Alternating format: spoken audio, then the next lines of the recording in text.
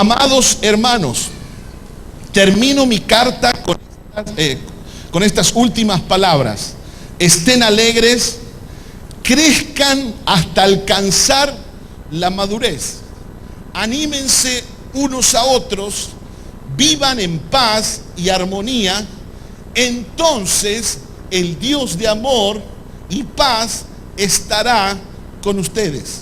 Quiero decirle algo. El texto nos dice claramente que para que vivamos en paz, para que vivamos en armonía, ¿no?, lo primero que necesitamos es crecer en madurez. ¿Está entendiendo lo que quiere decir el texto? Que para que haya paz, ¿cuántos queremos tener paz? ¿Cuántos queremos tener armonía en la casa, en la familia, en la iglesia? Para que eso ocurra, primero nosotros necesitamos crecer en madurez. Diga conmigo, para que haya paz, para que haya armonía, para que haya amor. Diga, primero yo debo crecer en madurez. Y déjeme decirle algo, cuando hay paz, cuando hay armonía, cuando hay amor en los grupos de personas, en las iglesias, en el grupo de trabajo, en la familia, etcétera, dice el texto que entonces Dios se hace presente y promete estar con nosotros. El texto termina diciendo, entonces el Dios de amor y paz estará con ustedes. Entonces, para que haya paz, para que haya armonía, para que haya amor, necesito crecer en madurez. Y cuando ocurre eso y yo hago la parte que me toca a mí, lo hacemos a nivel iglesia, lo hacemos a nivel personal, lo hacemos a nivel familia. Cuando ocurre eso, Dios promete su presencia. Amén. Y el Dios de amor estará con ustedes. Dios promete estar con nosotros. Dios promete manifestarse. Dios promete obrar. Dios promete ser la respuesta. Dios promete ser la salida. Dios promete manifestarse en medio de una iglesia madura. Yo quiero decir que en estos 21 años, si hay algo que Dios los ha llevado, es a madurar en los principios de la palabra de Dios. A madurar en la conducta. A madurar en el pensamiento. ¿Y sabe lo que viene? Lo que viene según el texto es la manifestación de la presencia de Dios a un mayor nivel en cada uno de ustedes. ¿Cuántos creen eso? Amén. Un principio dice que la madurez es la atmósfera que Dios utiliza para bendecirnos y para hacerse presente. La madurez es la atmósfera que Dios utiliza para bendecirnos y para hacerse presente. Memorice ese concepto. Y quiero ir rápidamente. Hay muchas características. Ya el pastor Darío nos estuvo hablando de varias. Quiero unirme a la palabra. No hemos preparado nada juntos, pero el Espíritu Santo es el mismo y Él es el que nos está guiando en esta tarde. La madurez y sus características. Número 1, una persona, una familia, una iglesia madura actúa con fe ante las presiones. Diga conmigo, la madurez me lleva a actuar con fe ante las presiones de la vida. ¿Cuántos le ha tocado pasar por presiones en la vida? Por problemas, por preocupaciones. Cuando una persona madura, cuando una persona no es madura, se vuelve loco, se enloquece, no sabe qué hacer, grita, busca ayuda por todos lados. Pero cuando una persona es madura, aprende a liderar esas presiones. Hay presiones que son para ser resueltas. Escuche esto. Hay presiones que son para ser resueltas y hay presiones que son para ser lideradas. Escuchen. Hay presiones que son para ser resueltas, pero hay presiones que son para ser lideradas. Quiere decir, no los vamos a resolver, pero tenemos que aprender a pilotearlas. ¿Me está entendiendo? Entonces, una persona, una iglesia madura, actúa con fe cuando hay presiones. Quiero decirle esto. Ni los logros, ni la capacidad intelectual, ni la capacidad discursiva, ni los dones, ni los talentos, nada de eso nos puede ayudar si no hay madurez. Y una de las formas de manifestar madurez frente a las presiones, frente a los problemas de la vida, es que podamos tener fe y anclar nuestra fe en Jesucristo, como lo dice el nombre de esta iglesia, roca de salvación, ¿no? Y déjeme decirle algo, la presión va a demostrar quiénes somos en realidad. La presión va a demostrar si somos o no somos maduros. La presión nos va a descubrir. La presión nos desnuda para ver lo que realmente somos cada uno de nosotros, como personas, como cristianos. La presión puede sacar lo bueno, pero también puede sacar lo malo de nosotros. Entonces, con esto decimos que la forma más segura de poder identificar el grado de madurez de una iglesia, de una persona o de una familia, es observándolos si tienen fe ante las presiones de la vida. Es observando cómo actúan frente a los problemas y las circunstancias de la vida. El doctor Batista usa 3 figuras en uno de sus escritos que nos ayudan a entender la inmadurez. Cuando él habla de inmadurez, dice que la inmadurez pone 3 ejemplos. Dice, la serpiente con el veneno que deja. Número 2, la fiera con el pedazo que te arranca. Y número 3, el insecto que te infecta la enfermedad. Fíjese, gente inmadura actúa como estas 3 figuras. La serpiente con el veneno que deja, la fiera con el pedazo que te arranca y el insecto que te infecta la enfermedad. Signos de inmadurez. El consejo es, estos son los signos de inmadurez. Cuando hay signos de inmadurez, el consejo es el siguiente. Nunca usted diga, ya vas a saber quién soy esa persona. ¿Usted escuchó gente a veces decir eso? Ya vas a saber quién soy, porque en ese momento dejó de ser. ¿Amén? ¿Me está entendiendo? Ya vas a, cuando usted dije, ya vas a saber quién soy, en ese momento dejó de ser porque alineó su emoción negativa y formó una codependencia con la otra persona. ¿Y cuánto cree que la persona madura tiene una identidad clara en Cristo Jesús? Y sabe que, como dijo Jesús, aunque hablen mal mintiendo, cuando hablen mal mintiendo, yo debo gozarme y alegrarme. ¿Amén? Ese es un equilibrio para medir la madurez de una persona. Cuando hablan mal mintiendo, si se alegra o se enoja. Si se enoja es porque todavía no es madura. Pero si se alegra, ¡ay, qué lindo! ¿Cómo están hablando? Me están sacando el cuero impresionante. La gente toma la mate con cuero. ¡Qué lindo! Jesús dijo, cuando hablen mal mintiendo, gozaos y alegraos. El segundo ejemplo es, nunca diga, este o esta me la va a pagar, porque desde ese mismo momento lo estamos pagando nosotros. Y tercero, nunca digas, me voy a desquitar de esta persona, o me voy a vengar, me voy a desquitar, porque desde ese mismo momento te estás poniendo más cosas, no te está quitando nada. ¿Me está entendiendo? ¿Me sigue? Pero la manera de inversa, cuando una persona, una familia, una iglesia actúa con fe, con esperanza, con acción para resolver de manera positiva, con un estado de ánimo equilibrado, entonces está demostrando que su fe no está fundada en las presiones, en los problemas, no está anclada en las circunstancias, sino en el Dios que resuelve los problemas, sino en el Dios que abre las puertas, sino en el Dios que abre camino, sino en el Dios que puede traer solución aún en el momento más difícil que yo esté pasando. Y la fe te va a abrir puertas. La fe va a saber que te va a enseñar a dominar las presiones. La fe te va a sacar de las peores circunstancias. La fe te hará creer y te va a hacer crecer en tu madurez con el Señor. El que tiene fe va a salir de las peores situaciones y de las peores presiones. ¿Usted me puede acompañar, Emanuel? El pastor Satirio cuenta en uno de sus viajes, cuando hizo el viaje desde la Amazonas, quédate en red. Cuando hizo el viaje desde la Amazonas, desde Brasil hasta Colombia, llegó a un lugar que se llama Manaos. Y en Manaos ya no tenían para continuar, tenían que tomar un buque carguero que le dijo que no lo iba a llevar con toda la familia. Le hospedaba un pastor en Manaos. Yo conozco Manaos, me tocó aterrizar ahí en uno de los vuelos. En medio del Mato Grosso está esa ciudad. Y él estaba teniendo una presión, no tenían dinero, pero tenía una palabra que tenían que llegar a Cúcuta, tenían que llegar a Colombia. Estaba con toda su familia. Y un pastor lo hospedó en la iglesia. Y lo hospedó en el sótano, cuenta el pastor Satirio. Y cuando estaban en el sótano, El pastor Satirio todo el día salió a buscar algún trabajo o algo para poder tener algo y poder continuar el viaje. Llegó a casa y llegó al sótano donde estaban hospedados en la iglesia y le dice la esposa: ¿conseguiste algo? Y él le dice: nada. ¿Y qué hacemos? No sé.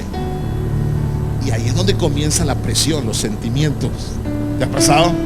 La presión, el siguiente: ¿qué hago? Dios me dijo una cosa y aquí estoy, no tengo nada, no sé cómo, me falta mucho todavía y cómo voy a hacer. Y en ese momento,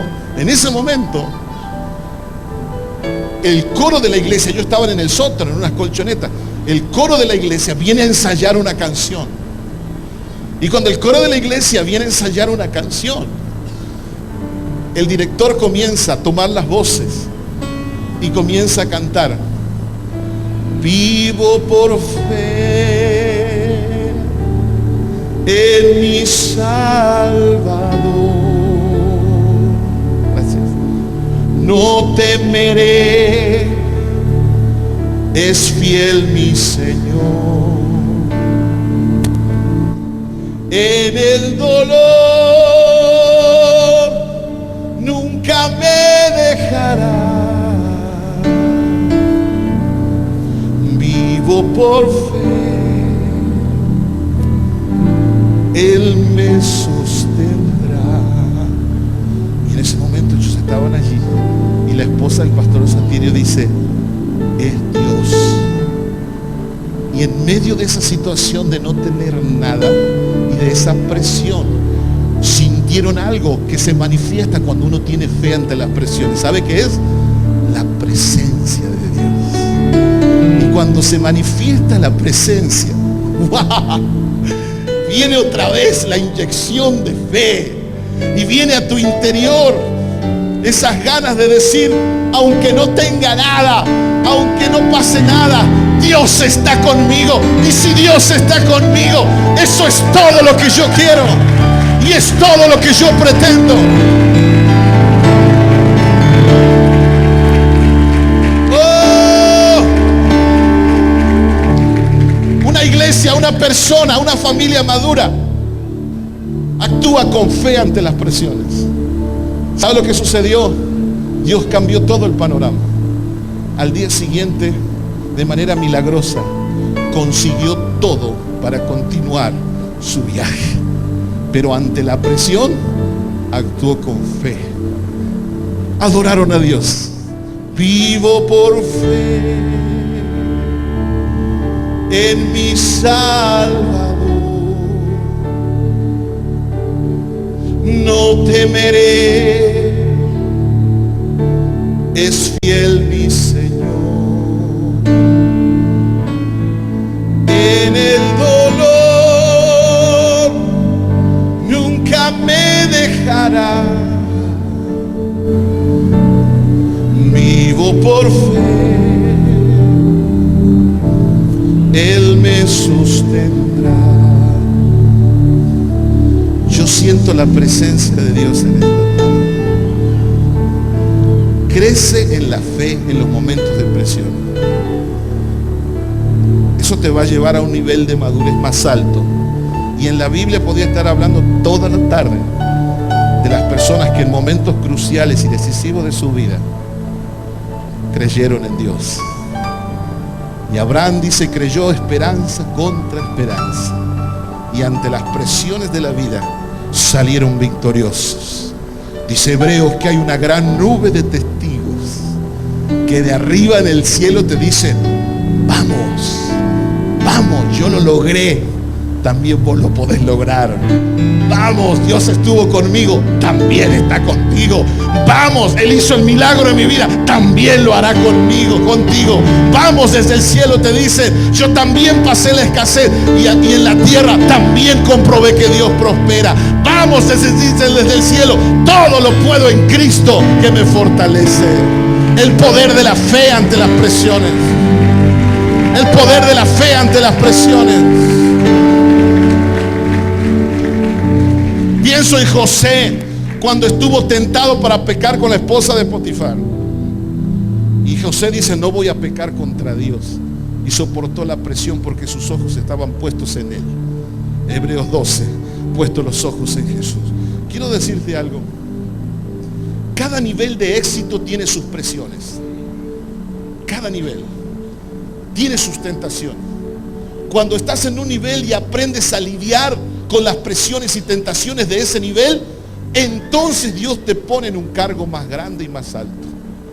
José tuvo que lidiar con unas presiones tremendas, pero estuvo en la cárcel, padeció, pero después Dios lo puso como el gobernador de Egipto. Si quieres tener victoria total, tienes que vencer las presiones de la vida con fe, creyendo en un Dios que puede actuar a favor tuyo en medio de los problemas, en medio de las tentaciones. Y si hay algo que no debemos perder de vista cuando somos presionados en la vida, cuando somos tentados, no debemos de perder de vista la fe, pero una fe centrada en el propósito de Dios, en lo que Dios va a hacer. La fe centrada en los valores, que son lo que Dios ha puesto en cada uno de nosotros. La integridad, la honradez, la honestidad. No negociar nuestros valores en los momentos de presiones. Y la humildad, venciendo el ego y reconociendo que dependemos 100% del Señor. En segundo lugar, una persona, una familia, una iglesia madura asume sus responsabilidades, asume sus errores y sus debilidades. Una persona, una iglesia, una familia madura sabe asumir su responsabilidad. Y en esa responsabilidad sabe asumir también los errores y las debilidades. Solo gente madura asume sus errores, solo gente madura asume sus culpas, sus debilidades, solo gente madura asume sus compromisos. Sin embargo, la persona madura siempre va a tener la tendencia a evadir y va a culpar a los demás. Lo que define la madurez de una persona no es el haberse equivocado nunca, de hecho todos nos equivocamos, sino que está dispuesta a reconocer y si ha cometido un error a cambiarlo. Tenemos en la Biblia el caso de David, cuando cometió el pecado de adulterio con Betsabé. Hay un momento en que David reconoce lo mal que había hecho con el profeta Natán. Mientras no asumimos ni reconocemos nuestros errores y debilidades, quiero decirles que esto van a empeorar. Pero cuando lo logramos de tapar, van a empeorar más. La situación empeora y todo termina saliendo a luz. Generalmente las personas que terminan fracasando son las que han perdido de vista sus debilidades. Son las que se enfocaron solo en las fortalezas, en sus dones, en sus capacidades, en sus talentos y se creyeron superpoderosos. Esto se puede ver en todos los ámbitos, empresariales, laborales, también en la iglesia, en el liderazgo. Pero cuando asumimos nuestras responsabilidades y aceptamos nuestros errores, nos mantiene con los pies sobre la tierra y de esa manera sabemos que dependemos única y exclusivamente de la gracia del Señor. Y cuando aceptamos y procesamos nuestras debilidades, vamos a potenciar nuestro recurso espiritual. Amén. Maduro no es aquel que no ha cometido errores, maduro es aquel que los reconoce y los cambia. David reconoció su error. En Primera de Reyes 9, versos 4 y 5 dice, Dios está hablando aquí, fíjese cómo Dios habla, qué interesante. Dice, y si tú anduvieres delante de mí como anduvo David tu padre, en integridad de corazón y en equidad, haciendo todas las cosas que yo le he mandado y guardaré mis estatutos y mis decretos, yo afirmaré el trono de tu reino sobre Israel para siempre, como hablé a David tu padre, diciendo, no faltará varón a tu descendencia en el trono de Israel. Nos cuesta creer cuando leemos esto, nos cuesta creer que Dios haya llamado íntegro a David. ¿Verdad que sí? Es un poco confrontativo ahí. Algo ocurre. Yo cuando leo estos textos, algo pasa por dentro mío. ¿Cómo puede ser que Dios diga eso de David conociendo toda la historia del rey David? Sin embargo, tengo que reconocer que es Dios quien lo que está diciendo. ¿Y por qué Dios lo dice así? Porque la integridad de David consistió en reconocer sus debilidades. La integridad de David consistió en que supo enfrentar su responsabilidad y hacerse cargo. Se hizo responsable. Una persona íntegra no es la que nunca se equivocó, sino la que se hace responsable de sus errores. y la integridad de David consistió en aprender de sus errores para no volverlos a cometer. ¿Se imagina? Imagínense por unos momentos, iglesia, Roca de Salvación. Imagínense por un momento si ese comportamiento hubiera en los políticos de Argentina. Imagínense por un momento en las empresas, en los líderes que son de influencia, que aparezca mañana en todos los medios: yo robé tanto, lo devuelvo. Reconozco que no hice un buen gobierno, reconozco que no hice esto, y ahí tienen, saco todo. ¿Qué sucedería en nuestro país? Sería glorioso, ¿verdad? Pero eso es madurez. Y una de las razones por las cuales nuestro país está así, porque tenemos líderes inmaduros que no reconocen y no se hacen responsables de sus errores y de sus debilidades. Pero la iglesia de Cristo es diferente. Amén. Y cuando hacemos eso, ¿sabe quién Dios sale al paso? ¿Sabe quién Dios te cubre? ¿Sabe quién Dios habla? ¿Quién habla bien de vos? Es Dios. Cuando una persona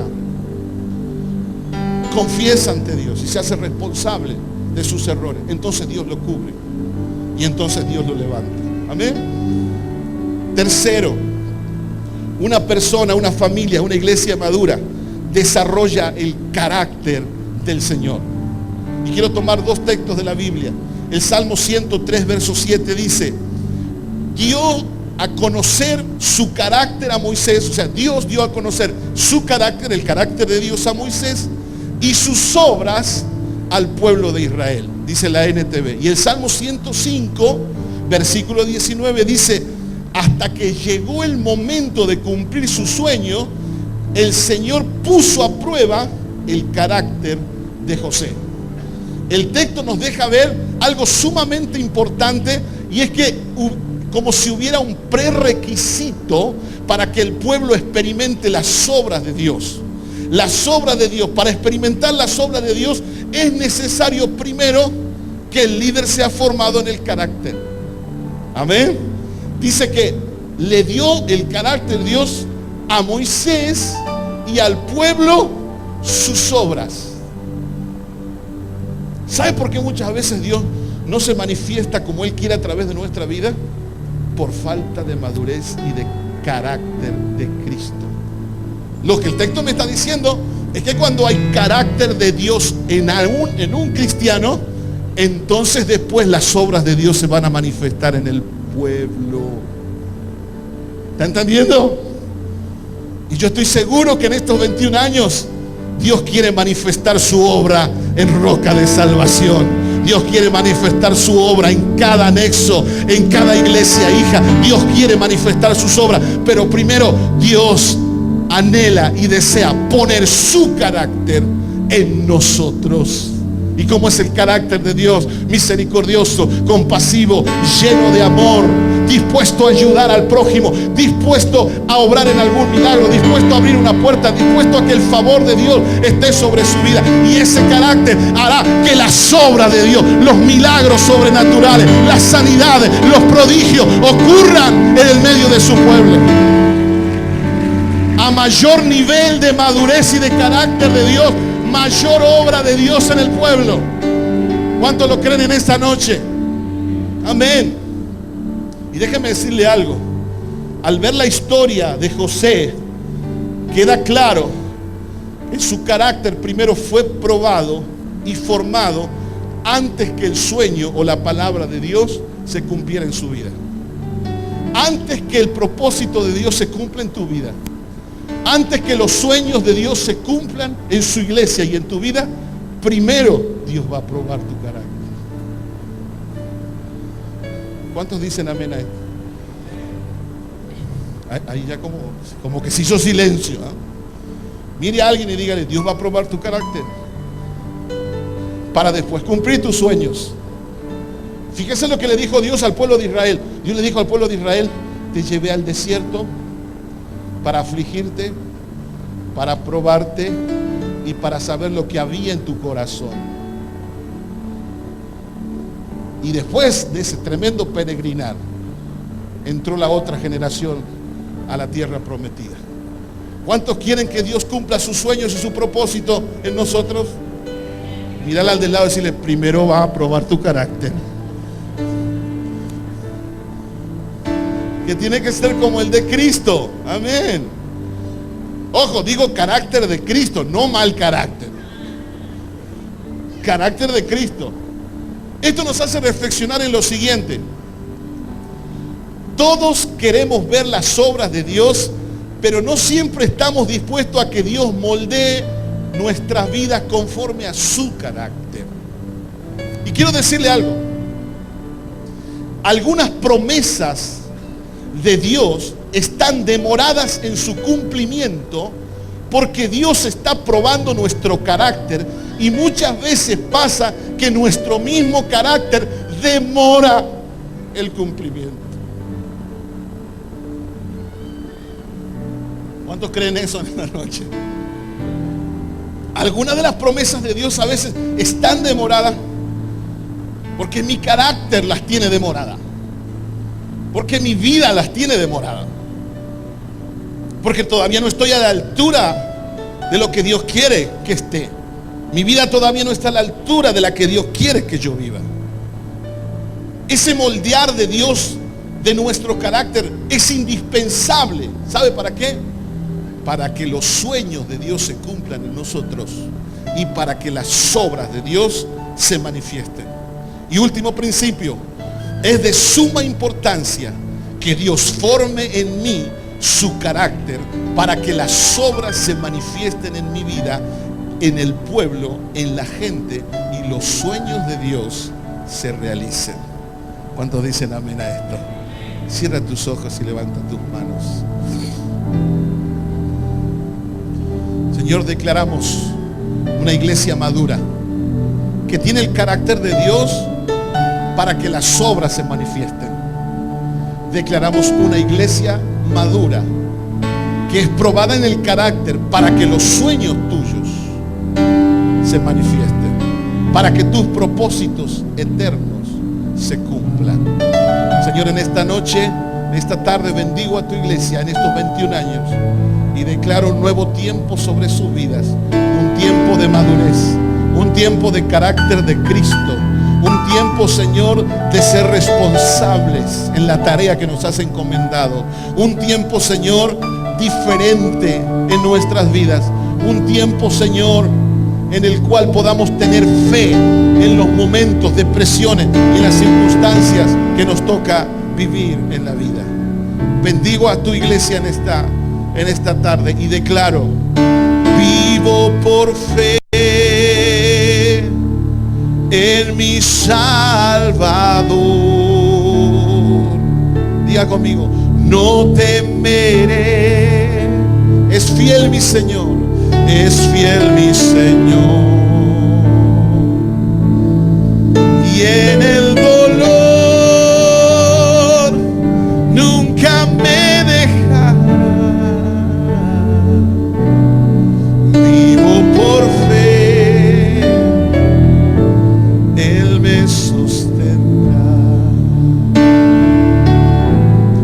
Cristo Jesús, eres mi plenitud. Cristo Jesús, eres mi plenitud. Dígalo conmigo: Cristo Jesús. Póngase de pie, levante su mano. Eres mi plenitud. Cristo Jesús, eres mi plenitud.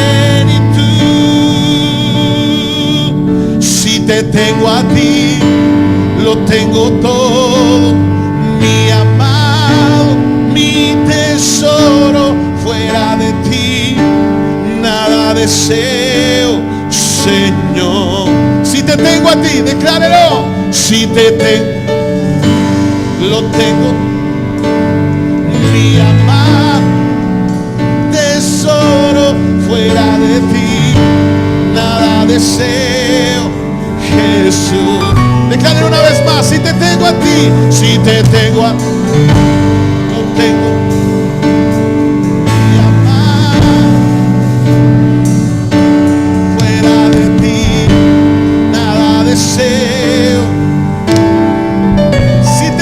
a ti.